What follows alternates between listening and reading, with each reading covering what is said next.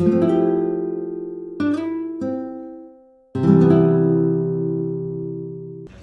안녕하세요. 최재훈 변호사입니다. 제가 오늘 조찬 포럼 발제는 하나님의 율법이 있고 또 세상적인 법이 있는데, 이거에 대해서 세상적인 법을 어떻게 해석을 해야 되는지, 그 다음에 송사를 해야 되는지에 대해서 소송 불가론자들의 구태여 불의한 자들 앞에서 송사하려 하느냐, 이런 성경 구절도 있고, 또 우리 전통적인 생각은 법 없이도 살 수 있는 사람들이 착한 사람이다, 이런 생각도 있는데, 실제 모든 세상 문제는 결국에는 성문 법에 의해서 처리되는 게 사실입니다. 요새 대통령도 탄핵되고 선거법 문제 이슈가 각자 입장은 다르지만 결국에는 법적인 문제로 해결이 되고, 모든 문제가 다 법적인 문제일 수도 있습니다. 물론 제일 주관하는 맨 위에는 하나님이 계시고 예수님이 계시지만, 실제 처리되는 면에서는 그런 면이 있어서 오늘은 제가 그냥 짧게 세상적인 법에서는 어떻게 보고 있는지, 또 우리가 CBMC에서 기독교적인 비즈니스를 운영할 때 법을 어떻게 볼 건가에 대해서 조금 다른 시각으로 말씀을 드리겠습니다. 저에 대한 소개를 간단하게 하면서 이제 그 중에서 법적 이슈를 말씀을 드리려고 하는데, 저는 미국에 이제 한인들의 기업 상공회의소가 있는데 50개 주 전체에 있는데, 거기 전체랑 협약을 맺어서 미국에 있는 한인들의 한국 진출이나 한국 기업들의 미국 진출에 대해서 그런 업무도 처리를 하고 있습니다. 이거는 뉴욕 한인회하고 협약을 맺었을 때인데, 뉴욕 한인회뿐만 아니라 시카고나 퀸즈, 아틀란타 이런 전체하고 협약을 맺고 있고, 제가 한국법학회 이사장인데 저희 회원이 한 1000명 정도 됩니다. 주로 교수하고 법조인들로 돼서 한국에 있는 법학회 중에서 저희가 제일 큰 학회장이 되고, 제가 허인회에 대해서 허인회라고 정치인에 대해서 재판을 해서 그분이 구속 영장이 청구됐었는데, 그 영장 실질 심사에서 석방이 되게 있고 4년 재판에서 지금 집행유예고 아직도 재판 중이기는 합니다. 제가 국세청 표창을 받은 적이 있고, 제가 강남구청이나 구청 같은 경우는 전체 웬만한 구청, 그 다음에 경찰서는 서울시내 거의 전부 고문 변호사를 하고 있습니다. 김호중은 약간 말씀드릴 건데, 이 김호중이라는 사람이 약간 인성적으로 조금 문제가 있다는 거는 저번에 음주운전 때도 나왔는데, 그 전에 저희가 자문해주는 회사하고 모델 계약을 2억 6천만 원에 했습니다. 그러고서 1억 원을 받고 모델을 모델 계약 광고를 3번 찍기로 했는데, 첫 번째 찍고 나서 한 4달 정도 있다가 군대로 갔습니다. 그래서 군대 가는 거는 미리 다 알 수 있는 건데, 그거를 연예인들 같은 경우 또 병무청에서 미리 다 일반인들도 입대 시기를 조절해 주는데, 4달 있다가 군대 갈 거 알면서 광고 계약을 했다, 이래가지고서 우리는 저 사람을 사기죄로 고소해야 되나 이런 생각을 하고 있었는데, 김호중이 겁도 없이 나머지 1억 6,500만 원 잔금을 달라고 광고 찍지도 않았는데 저희한테 소송을 걸어왔습니다. 그래서 저희가 싸워가지고 1억 6,500만 원 줄 필요 없다, 그리고 지난번에 찍었던 광고 1억 원 받은 것도 1,000만 원 빼고 다 돌려주라는 소송을 했습니다. 그래서 다 이겼는데, 사실은 김호중이 저 광고 계약 중에 벌금 이상이나 이런 사회적 물의를 일으키면 계약 금액의 2배를 주는 계약이 있습니다. 모든 연예인 광고 계약은 되게 그렇게 돼요. 지난번에 연예인 자살한 사람들도 그거를 100억을 벌었어도 물어내야 될 돈이 200억이 되기 때문에 그분들이 감당을 못해서 하는데, 김호중도 사실은 지난번에 인터넷 도박으로 벌금 낸 게 있어서 그거를 문제를 삼으면 거기까지 2억 그러니까 5억 3천 정도를 저희한테 내야 되는데 우리 담당 변호사가 또 거기까지는 하지 말자고 하고 저도 그래서 그냥 넘어갔는데 저거를 기사가 제가 한 2달 정도 있다가 그냥 기자한테 얘기했더니 신문에서 한 40개 신문이 반응을 해가지고 저는 김호중이 그렇게 유명한 사람인 줄은 몰랐습니다. 근데 김호중이 지난번에 이제 그 음주 뺑소니가 있었는데 김호중 측에서 저희한테 변호하는 문제를 상의를 했는데 그게 또 제가 저 사람을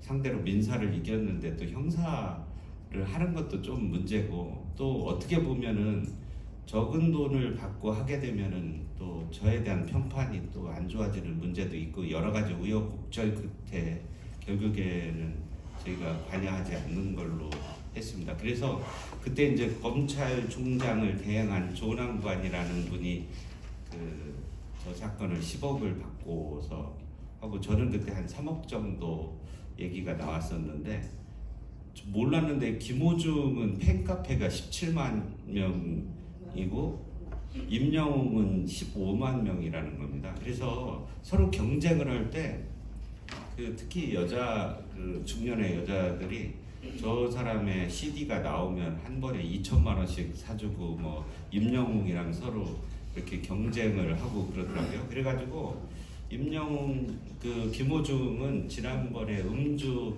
사건이 있다 해도 그게 수입적인 면에서는 이미지가 타격이 있어서 그렇지 별 상관이 없겠더라고요. 그래서 그 팬카페에서 돈을 변호사비를 모금을 하면 그거는 금방 뭐 몇 억은 그냥 나오는 걸로 돼 있었고 또 하여튼간 근데 김호중 사건이 또 저희 사무실에 있는 게 또 여러 가지가 있는데 김호중이 청담동에 사옥을 살 때 사고서 건물을 판 여자분이 있는데 그 건물을 매도하는 과정에서 그 명도할 때 김호중이가 와가지고 굉장히 거친 그러니까 말로 할 수 없는 보통 우리 같으면은 김호중 정도 되면은 화가 나도 조금 약간 언어 절제를 하고 이미지 관리를 해야 되는데 그게 다 녹화가 된 동영상도 있어요. 그래서 그것도 고소해 달라는 것도 있고 그래서 저 사람은 별로 관리를 하지 않는다 이런 느낌입니다.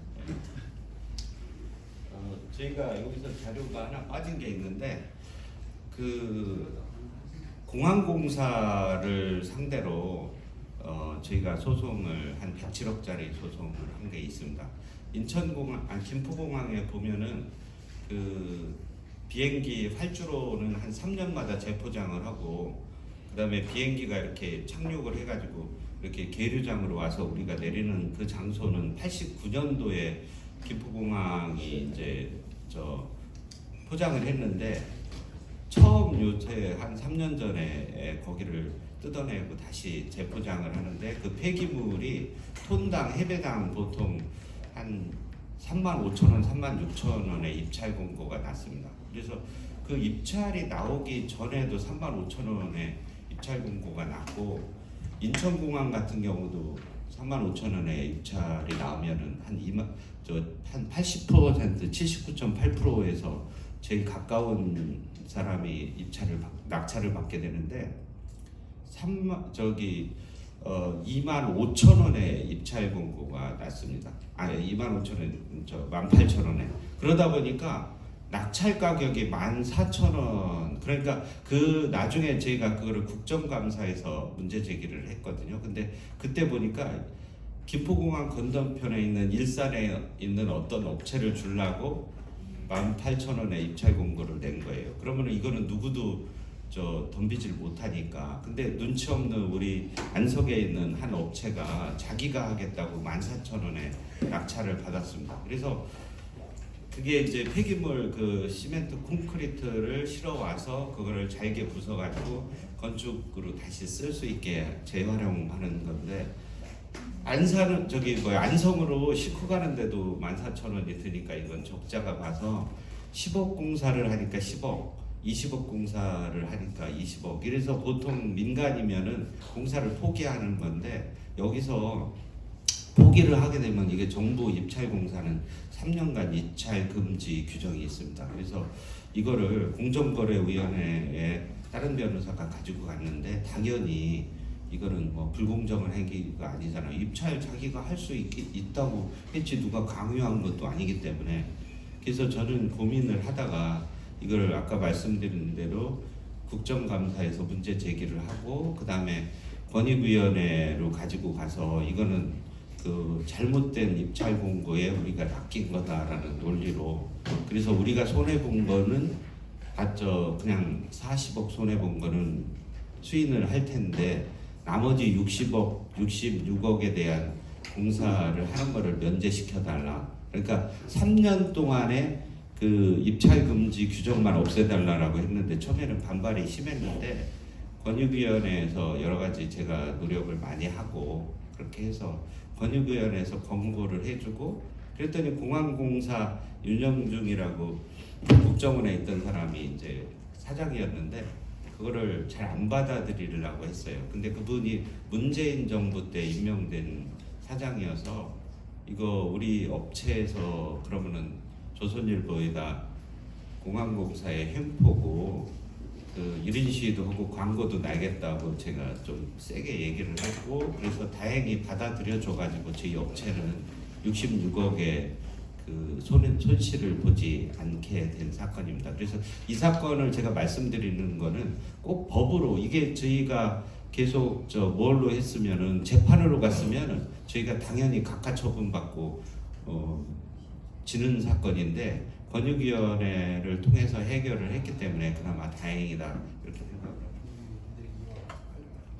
저희가 이제 간단하게 사기나 이런 부분에 대해서 말씀을 드릴 건데 경찰이 수사권이 바뀌었습니다. 그 수사권이 경찰을 그러니까 옛날에는 수사를 할 때 종결할 수 있는 거는 검사만 할 수가 있어가지고 검사가 수사할 때마다 모든 걸 관여했는데 지금은 우리가 고소를 하게 되면은 경찰이 불기소 처분이라고 해서 아 이거는 죄가 안 돼 이렇게 만들 수가 있게 됐습니다. 그게 굉장히 획기적인데 그러다 보니까 지금은 경찰은 수사 역량이 안 되는데도 수사를 하게 돼서 우리가 국민학교 때 바른생활에서 경찰관은 모든 것을 다 해결해 줄 수 있는 사람이라는 선입관이 있는데 실제는 그렇지 않은 경우가 많습니다.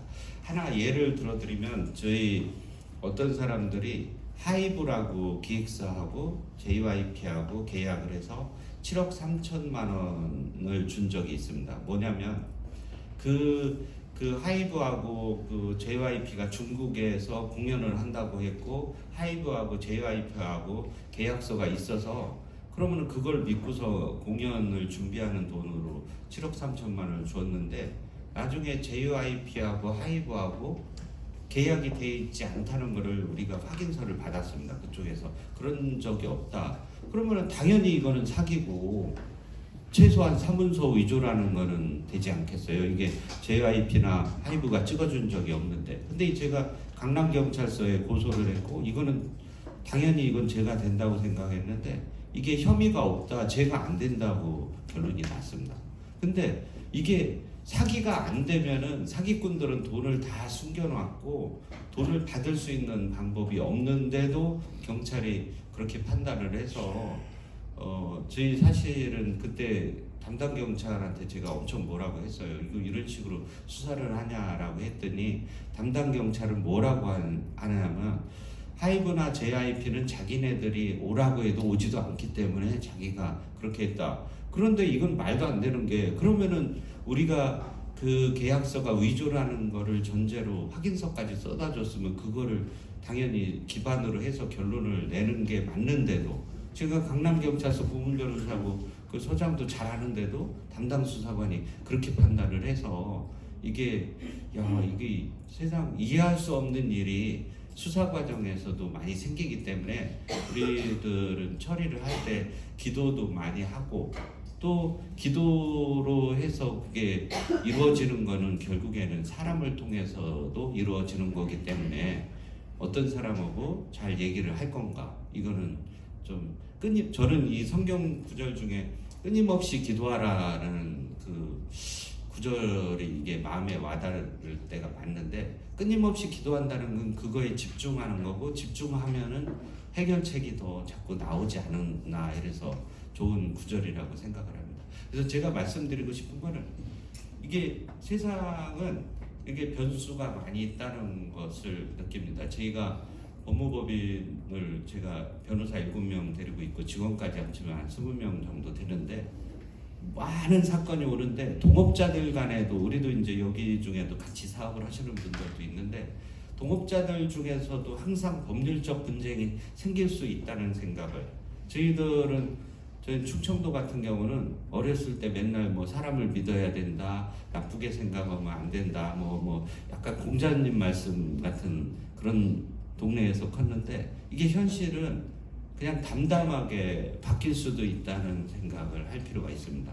제가 처리한 사건 중에는 공사를 70억 정도 땄어요. 땄는데 그걸 따면은 그 공사를 준 업체한테 한 7천만 원 정도를 리베이트로 갖다 주는 게 뭐 관행인 것 같기도 하고, 그래서 줬는데 동업자가 대표가 공동대표였어요. 공동대표는 고등학교 동창이어서 그 사람이 상장 전문가라고 해서 공동대표를 했는데, 그 상장 전문가가 들어와서 그 건설회사를 뺏으려고 7천만 원을 준 거를 횡령 배임이라고 고소를 해서, 이게 동창 간에도 이런 일이 생길 수가 있는 거고, 근데 그것도 우리가 결과가 약간 문제가 됐는데, 그런 돈을 줄 때는 자기가 직접 빼서 직접 갖다 현금으로 줘야 되는데, 여직원을 시켜가지고 그거를 봉투를 만들고 그래가지고 또 여직원이 그때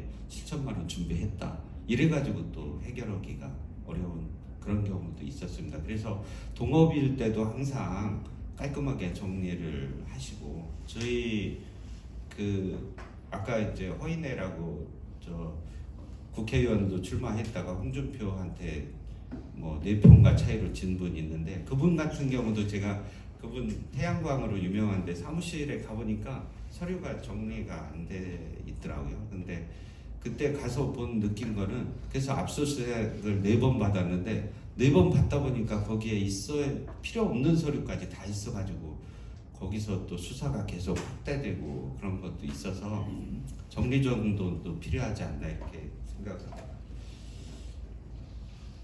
그다음에 이게 뭐 강간이지 뭐 이런 죄도 있는데 뭐 그런 것까지는 크게 상관은 없는데, 강간 같은 경우는 그 준강간이 제일 문제가 됩니다.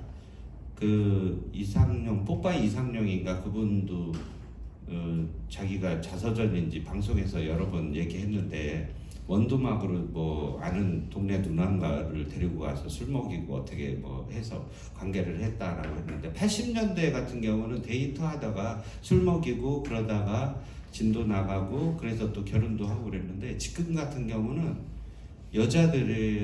특히 여자들이 그런데 술 먹고 좋은 관계에 있었는데도 다음 날이나 며칠 지나서, 어떤 때는 저희 지난번에는 3년 지났는데도 그때 남자가 술 먹고서 자기를 강간했다라고 신고하면 남자들이 빠져나올 수 있는 방법이 거의 없습니다. 물론 합의를 보면은 될 수는 있는데, 합의라는 게 굉장히 쉽지도 않고 몇 천만 원을 줘야 되고, 또 성범죄는 벌금 100만 원만 넘어가면 공무원은 무조건 결격 사유로 돼 있습니다. 그래서 그게 굉장히 문제가 되고, 그래서 그거를 피하는 거는 어떻게 보면 전 과정을 다 녹음을 해서 동의를 자연스러운 거다. 녹음을 하라고 했더니 어떤 사람 같은 경우는 아무 소리도 없이 부스럭거리는 소리만 있으면은 이게 또 다른 녹음까지 했어라고 평가가 될 수 있어서, 녹음한다는 의미는 자연스러운 동의를 받았다는 것을 의미합니다. 한 번은 몇 년 전에 저희 초등학교 동창이 자기 아들을 데리고 왔어요. 무슨 행정고시를 준비하는 학생이었는데, 일산에서 고등학교 동창회를 갔다가 술을 먹고 하다가 어떤 고등학교 동창네 오피스텔에 갔어요. 가서 새벽 3시쯤 뭐 관계를 했는데 거기에 경찰의 질문이 뭐였냐면 여자분이 언제 깨어났냐 이랬는데 그 정답은 가기 전서부터 우리는 합의가 됐었고 자다가 깨서 뭐 여자가 먼저 깨서 흔들어서 내가 일어나서 관계를 했다 이러면은 무죄를 충분히 받을 수 있는데 거기 뭐라고 진술을 했냐면 관계 중에 여자가 깨어났다 이렇게 대답을 했어요. 그게 진실이겠죠. 근데 이게 그렇다고 해서 강제로 한 거라고 볼 수는 없다고 보는데 그 여자 동창이 남자친구가 있었어요. 남자친구한테 다른 남자를 데리고 온 거가 걸리니까 자기가 살기 위해서 이 남자를 저 친구 아들을 고소를 해가지고 그래서 거기서 결정적으로 그래서 유죄 나와가지고 결국에는 2천만 원 주고 합의하고 성범죄자니까 이거는 또 공무원 결격 사유도 되고 해서 행정고시는 물 건너간 거예요. 이게 굉장히 어떻게 보면 진술을 그 사람은 문제가 되고 경찰 진술을 하고 나서 저기 제 친구한테 나 이거 수사받고 있다 이거 큰일 나겠다 그러니까 그때서 왔는데 처음에 진술을 좀 조정을 해서 갔으면은 당연히 무죄 받는 사안입니다. 그래서 미리미리 조금 진술을 근데 저도 변호사를 7명 데리고 있지만 고용 변호사들 입장에서는 진술을 이렇게 바꿔주는 게 어떻게 보면 위증인가? 위증이라는 거는 거짓말만 한다고 해서 위증이 아닙니다. 미국은 경찰이나 수사기관에 잘못해도 그거는 위증이 되고 처벌을 받게 되는데 우리나라는 위증이라는 거는 판사 앞에서 선서를 했을 때만 위증이 되는 겁니다. 그래서 우리나라는 그냥 거짓말, 동양에서는 거짓말을 하는 거는 당연하다고 보기 때문에 그거를 죄를 묻지를 않습니다. 그렇지만은 변호사 입장에서 진술을 조금 조정해 줄 수는 있는데 또 의뢰인이 나중에 가서는 변호사가 자기 무죄받게 해줘도 거짓말로 하게 했다 이렇게 할 수도 있기 때문에 그게 좀 조심스러운 면이 있어서 고용 변호사들은 그런 거에 대해서 잘 조언을 하지 않고 있습니다. 그래서 그 부분을 조금 감안을 해가지고 변호사로 선임하실 필요가 있겠습니다. 스토킹 처벌법도 이거 조금 문제인데 지난번에는 며느리가 시아버지가 자꾸 전화하고 만나자고 한다고 스토킹으로 처벌한 사례 고소한 적도 있었고 하나는 저 목사님이 소개한 사건인데 얘가 지하철 뭐 을지로에서 잠실까지 가다가 어떤 여자를 만났습니다. 그래서 1달 반 정도 사귀었는데 그래서 제가 야 관계가 끝까지 갔냐라고 했더니 대답을 안 하려고 그러더라고요. 그래서 저는 사실 그 사람이 관계를 했는지 안 했는지 관심도 없는데 변호를 하고 어떻게 끌어나가려면 그걸 얘기를 해야 되는데 어쨌든 관계를 뭐 3번인가 했어요. 근데 1달 반 정도 지나서 좀 말다툼을 하고 헤어지기로 했습니다. 남자는 영남, 여자는 뭐 호남 뭐 그런 거 가지고 좀 다퉜대요. 그래서 전화를 딱 3번 했습니다. 자기 전화로 하니까 안 받아서 다른 전화 하나 빌려서 하고 세 번째는 그 미국에서 국제 전화가 오는 것처럼 그거를 이렇게 조작해서 하는 걸 딱 3번을 했는데 여자가 접근 금지를 신청을 하고 스토킹이라고 신고를 했어요. 그래서 저는 야 3번 해도 이게 되나? 그래서 여기 스토킹 처벌법을 보면은 충분히 그렇게 될 수가 있어서 이게 뭐냐면은 지난번에 왕십리역에 있는 지하철 공사에서 회계사 자격을 가진 사람이 같은 여직원을 쫓아다니다가 그거를 그 여자가 그 자기 구애를 안 받아준다고 살해한 적이 있기 때문에 그 법을 엄청 세게 만들어서 결론적으로 말씀을 드리면 스토킹 처벌법으로 기소가 돼가지고 벌금이 1심에서 700만 원이 나왔습니다.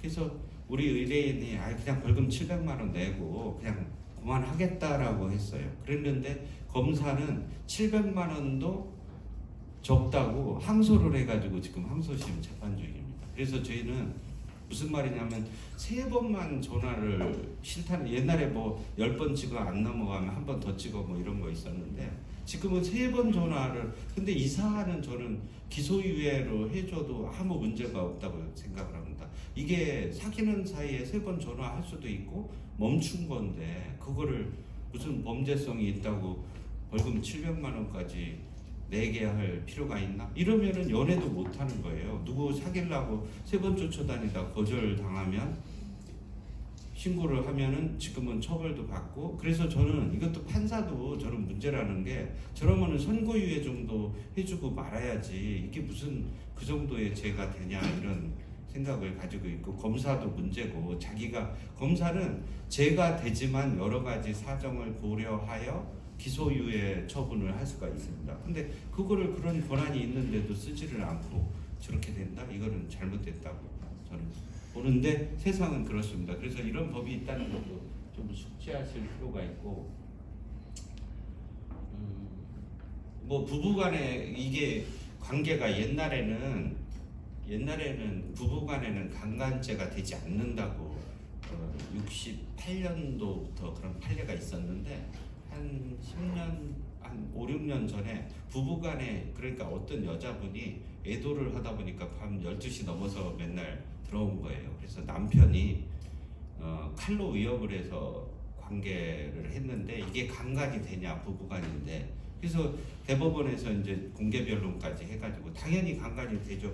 아무리 부부간이고 남자 뭐 사귀는 사이라 하더라도 칼로 위협하는 거는 그거는 한도를 넘었다고 보는 건데, 그런데 이제 그게 그때 유죄로 부부간에도 강간이 된다.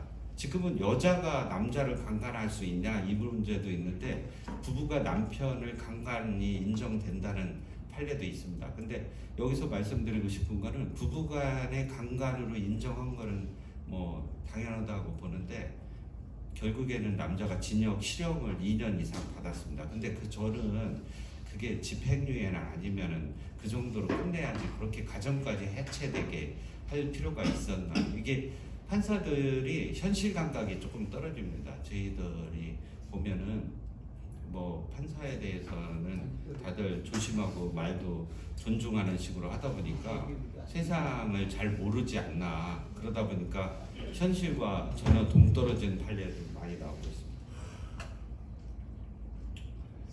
그 시간이 없어서 제가 몇 가지 그 내용 증명에 대해서 말씀을 드리고 싶은데, 내용 증명은 상대방한테 이런 사실, 뭐 예를 들어서 너 지난번에 5천만 원 빌려갔는데 이번 달까지 갚기로 했는데 왜 안 갚냐, 이거 빨리 줘라, 이런 식으로 하면 시효가 중단되기도 합니다. 6개월 정도. 근데 내용 증명을 쉽게 생각해서 자기가 그냥 써서 보내시는 분들도 있고, 법무사한테 가서 뭐 2, 30만 원 주는 경우도 있는데, 내용 증명은 효력이 없냐 이렇게 생각할 수도 있지만, 효력이 없다고 볼 수도 있지만 굉장히 큰 효력이 있습니다.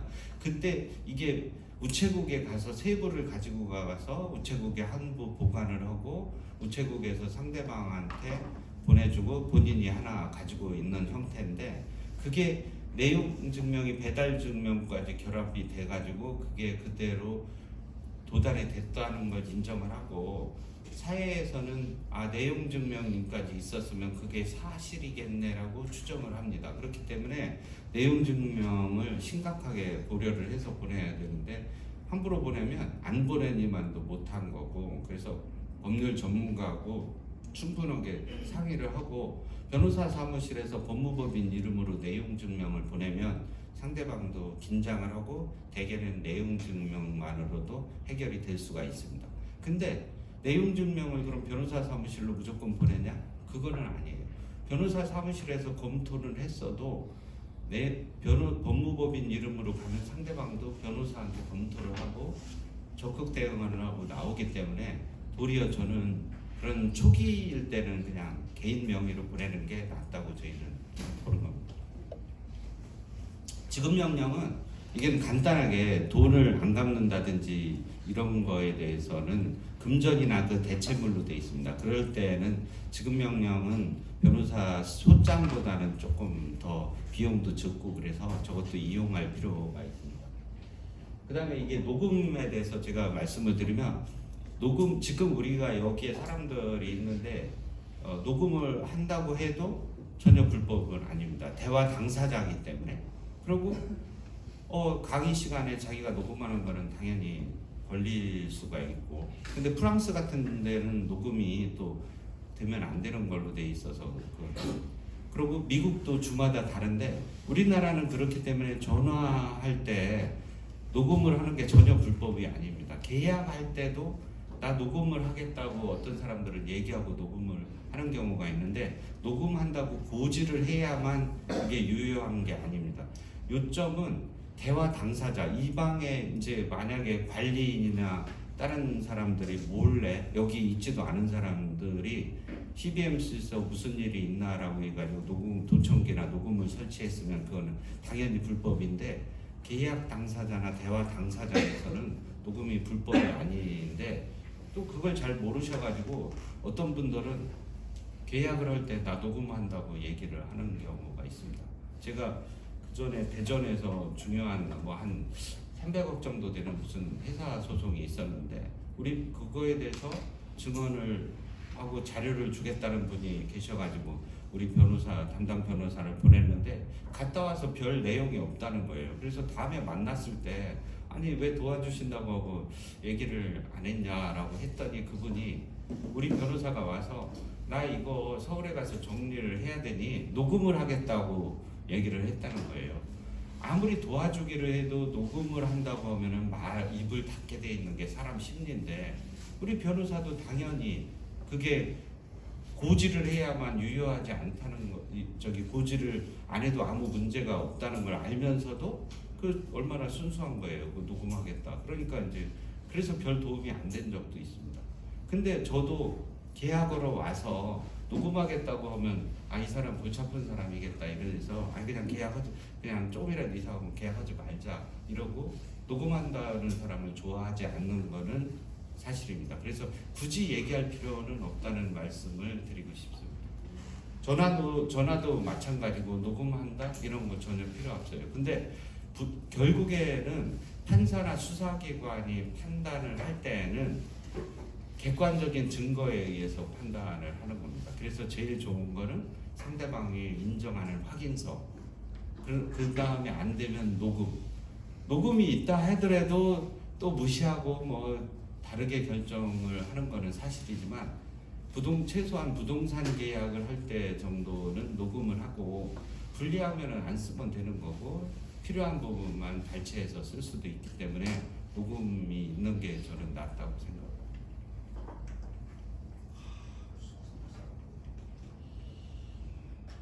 이혼이 아주 골치 아픈데 요새 이혼 사건이 많이 있습니다. 뭐 저희 어떤 국방장관 한 분의 부인도 와서 지금 국방장관하고 이혼하는 것도 저희가 하고 있는데 기본적으로 이혼은 한 몇 년 정도 한 10년 이상만 살면 그냥 재산은 반은 여자 거다라고 생각하시면 되는 거고 반씩 나누는 거 그게 법이 전에는 재산 분할에 대한 요건도 없었는데 지금은 재산 분할 제도가 91년도 정도 들어와서 또 여자분들이 여건이 많이 신장된 면이 있고 그러면은 지난번에 최태원 소송도 있었는데 그 소송에서 저희 뭐 대학 선배 고대 선배님이 하셔가지고 1조 3,500억 정도를 받기로 됐습니다. 근데 그래서 그 재산 분할 액수를 주려면 최태원은 대주주에서 물러나고 다 주식을 팔아야 될 정도로 돼가지고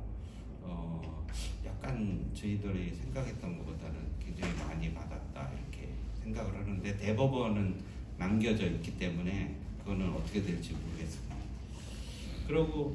그러면은 간통을 한 사람들은 어떻게 되냐? 간통을 했을 때 재산 분할은 아무 상관이 없습니다. 그냥 3천만 원 내지 5천.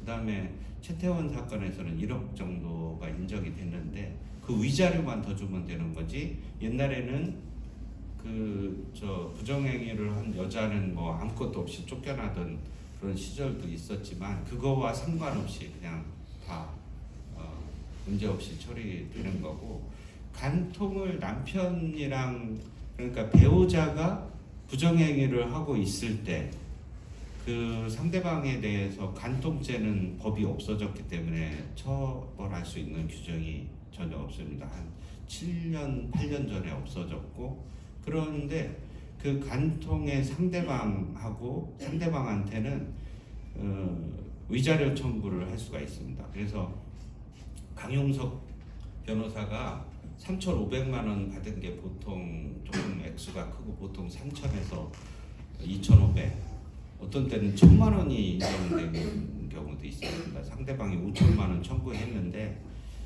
저희 의뢰인이 뭐 홍콩을 같이 놀러 갔는데 1,000만 원 정도로 막은 적이 있고, 그래서 결국에는 부정행위가 있다고 해도 3천만 원 정도만 물어주면은 아무 문제가 없는 걸로 이렇게 법 규정은 그렇게 돼 있습니다. 그러면은 남편이 예를 들어서 회사 여직원하고 가서 여직원하고 그런 관계라고 해가지고 그걸 폭로를 한다. 그렇게 되면은 그것도 어떻게 보면은 벌금이나 뭐 이 정도 사안이 있고, 그러니까 예를 들어서 그렇지만은 그게 또 공무원이면은 다른데 그 정도니까 저는 뭐 속이 너무 상하면은 그렇게 하고 벌금 낼 수도 있지 않냐 정도로 얘기를 합니다. 정신적으로 너무 힘들면 그렇게라도 저는 할 수 있는 거 아니냐 얘기를 하는 경우가 있고, 근데 아까 녹음 얘기를 하다가 조금 덜 말씀드렸는데, 녹음이 아까 불법이라고 말씀을 드렸는데 다른 사람의 녹음을 불법으로 하는 거는 굉장히 형이 좀 센 편입니다. 거의 집행유예가 나올 수 있는 사안이에요. 그래서 어떤 사람이 자기 부인이 부정행위를 한다고 해서 차에다가 녹음기를 놓고 다녔어요. 거기 안에는 녹음에 이제 자기 남자친구하고 뭐 통화하는 내용이 있었는데 그 사안은 불법 녹음이기 때문에 그건 집행유예가 나올 수 있는 사안입니다. 그거는. 그리고 형사재판에서는 불법으로 녹음된 거는 증거를 쓰지 말라 이렇게 돼 있어요. 위법 수집 증거 배제 법칙이라고 돼가지고. 근데 민사에서는 원칙적으로 쓸 수가 있습니다. 그러니까 그게 민사에서 쓰지만 그거를 녹음이 불법이라고 하게 되면 그 사람이 처벌받을 수가 있기 때문에 그 녹음을 할 때는 약간 증거를 다른 합법적인 증거를 확보하기 위한 실체적 진실을 파악하기 위한 정도를 쓸 수가 있는 거고. 근데 지난번에 우리가 이혼 소송을 한 거 중에서 한 40억짜리 이혼 소송을 했는데 남편이 앞동에 있는 여자하고 그런 관계라는 거예요. 그래서 그랬는데 어느 날 여자분이 남편의 전화기에서 앞동 여자하고 통화 내용을 가지고 왔는데 뭐 해 했더니 야 우리 남편 뭐 한 4시간 정도 골프인가 머리하고 한 4시간 정도 하니까 우리 집에 왔다가 이런 내용이 있었어요. 근데 저희가 월요일 아침마다 회의를 하는데 담당 변호사가 야 이거는 불법으로 수집된 증거니까 쓰면 안 된다는 거예요. 근데 보세요. 이게 녹음을 어떻게 해서 확보를 했는지는 그때 몰랐지만 여기에는 분명히 남편이 앞동 여자하고 그런 관계, 부정행위의 관계가 있다는 거가 증명이 되는 건데, 여기서 이제 우리 고용 변호사는 그 수집 이게 불법으로 나중에 물어보니까 자는데 이렇게 지문인식으로 풀어가지고서 뺐다는 거예요. 남자들이 깊이 잠들면 잘 모르잖아요. 그 숫자가 아니니까. 근데 저는 그때 회의할 때 그거 내가 책임질 테니까 제출을 하라고 했어요. 여자가 혼자 집에서 가정살림을 하는데 그게 불법으로 녹음한 것도 아니고 핸드폰에 있는 거 뺀 건데 그 통신비밀보호법 위반이면은 뭐 집행유예 받으면 받는 거고 잘해야 뭐 벌금 나올 수도 있는 건데 하라고 했죠. 만약에 공무원이었으면 좀 검토를 더 해야 되겠는데, 여기서 말씀드리고 싶은 거는 변호사들이 너무 법에 매몰될 수가 있다는 거예요. 저는 리스크를 부담하고 해라라고 했더니 그걸 내니까 재판장이 상대 남편한테 이거 뭐냐 해명하라라고 했지 이거 어떻게 취득했냐라고 하는 거예요. 물론 제가 그쪽 변호사였으면 야 불법으로 취득한 위법한 증거니 그걸 쓰면 안 된다라고 얘기했겠죠. 근데 물론 민사 증거에서는 대부분이 불법 녹음도 쓰게 돼 있어요. 요새 무슨 하나 조금 약간 불법 녹음은 민사에도 쓰지 않아야 된다는 약간의 그런 판례 이상한 게 나오기 시작은 했는데, 그럼 당연히 써야 되는데 우리 변호사들은 도리어 이 착한 변호사들은 그게 잘 안 됩니다. 그래서 변호사들하고 얘기할 때도 조금 더 많은 시각을 가진 사람하고 하지 않으면 이게 조금 원하는 합리적인 결과가 안 나올 수도 있다는 말씀을 드리고, 또 고소를 할 때 돈을 빌려가서 안 갚는 문제가 제일 많습니다. 그 모임 같은 데서 보면은 몇 억씩 거래를 하고 그러는 경우가 있는데, 돈을 안 갚으면은 무조건 사기죄로 자기가 고소장을 쓰고서 이제 경찰이 해결을 해줄 거라고 생각을 하는데, 사기죄가 인정되는 게 30%도 안 됩니다. 사기죄가 인정이 안 되면 돈을 못 받는다고 봐야 됩니다. 왜 그러냐면 그 사람들은 계획적이고 돈을 다 다른 사람 명의로 빼돌리고 하다못해 코인에다가 묻어놓고 있는데 그걸 어떻게 찾아내나, 그거 부인이나 애들 명의로 해도 그거를 해소하기가 쉽지 않기 때문에 고소해서 징역 갈 것 같으면 자기들이 돈 가지고 와서 합의를 하게 되는 게 현실입니다. 근데 그 고소장도 너무 자세하게 쓰면 거기에 상대방이 우리가 정보공개 청구권을 행사를 하면 고소장을 보고 갈 수가 있습니다. 옛날에는 그냥 그 제도가 불분명했는데, 누가 경찰서에서 전화가 오면 그냥 경찰에서 오라는 날 가지 말고, 아 그래요?